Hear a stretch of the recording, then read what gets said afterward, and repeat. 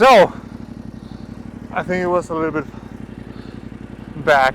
So woo! So that's what happened. Oh man, almost. So as you just saw, I lost balance while I was going up the hill, and I had to put my right foot down, which meant that I had to release my rear brake, and my front brake wasn't enough to keep this heavy bike planted on this steep, loose uphill. So as you just saw, I started rolling backwards, but luckily I was in first gear. So I just let go of the clutch and the bike stalled, and now I'm here. But what happened last week was that I was doing this uphill and there were some obstacles over there, a few rocks, tree branches, and I was in second gear. I was pushing, and I shifted, well, I tried to shift into first gear, but I shifted into neutral. So I lost my balance again, just like I did now, and I was trying to stab my shift pedal, but I was tapping on this skid plate. So I started rolling back, and at the end I ended up dropping the bike, and I rolled 2 or 3 times, but luckily the bike didn't roll with me, it just stayed planted. So what I want to do now is kind of recreate what happened to me. So let's do it. I'm in first gear, I'm gonna drop the bike, I'm gonna roll a little bit backwards. I think this is good. So just to show you, I'm gonna drop my bike on purpose. Oh, easy peasy. And I'm gonna put it in the position where it was when I dropped it, when I really dropped it. So I think this is the situation I was in. My seat was pointing downhill and I was going in that direction.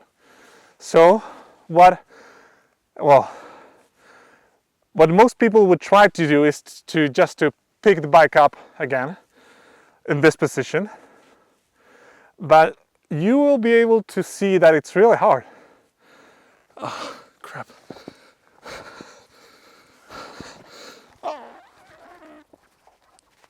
No, there's no way. There's no, oh man. Gas is coming out, of course, gas is coming out. Great, just what I planned. So what I'm gonna do now is I'm gonna turn this bike around, I'm gonna point the seat up the hill, and that way it's gonna be much easier to pick this bike up. So, and you'll see. You just saw that it was a big deal for me to pick this bike up. It's a 400-pound bike, 200 kilos. So what I did that day was that, I'm sorry bike, I had to drag it.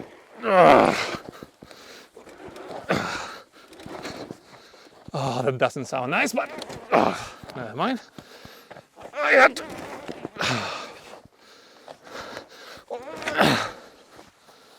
No problem, no problemo. And then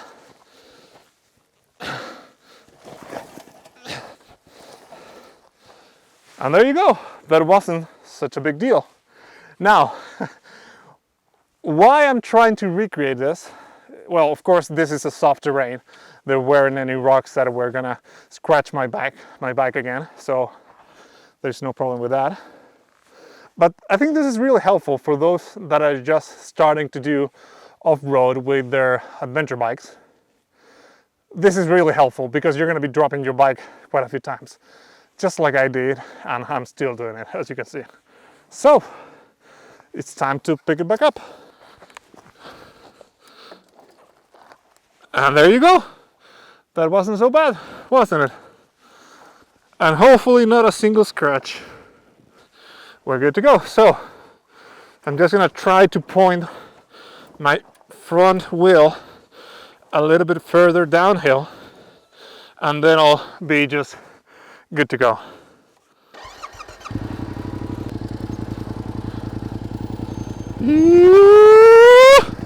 Here we go.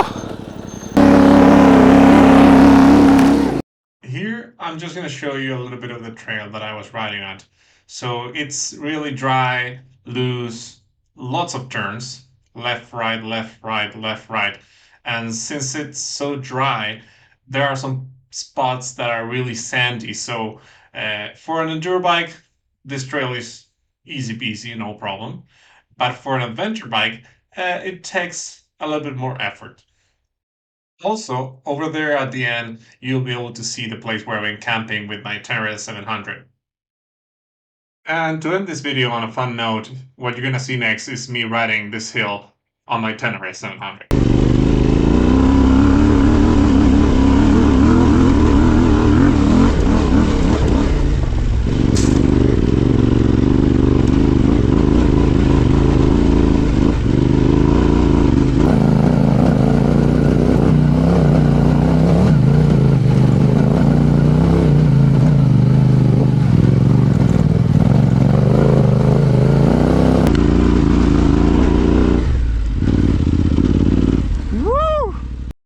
If you ever find yourself on a difficult situation on a slope with your heavy adventure bike, just remember these tips so that you don't have such a hard time picking your bike up again and continuing with your trip. So happy trails. Take care.